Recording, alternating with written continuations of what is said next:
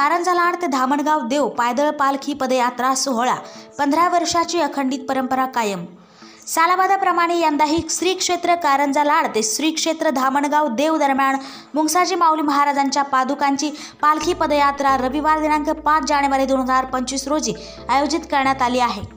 सकाळी 8:30 वाजता पहाडपुरा टिळक चौक कारंजा लाड पालखी धामणगाव देव येथे पोहोचून मुंगसाजी माऊलीचे दर्शन घेत सायंकाळी परत कारंजा शहरात येईल। सोमवार दिनांक 6 जानेवारी 2025 दुपारी 11:30 ते 4 पहाडपुरा कारंजा लाड येथे महाप्रसाद होईल। सन 2010 मध्ये श्री माऊलीचे भक्त आणि दिंडी प्रमुख सुरेश भाऊराव गडवाले, सुनील गुंठेवार, भगवानदास खेमवाणी, हभप संजय महाराज कडोळे आणि इतर भाविकांच्या पुढाकाराने माऊली सेवा समितीची स्थापना करून ही पालखी पदयात्रा सुरू झाली आहे। प्रारंभी केवळ 17 वारकऱ्यांसह सुरू झालेल्या या यात्रेने आज वटवृक्षाचे रूप धारण केले आहे।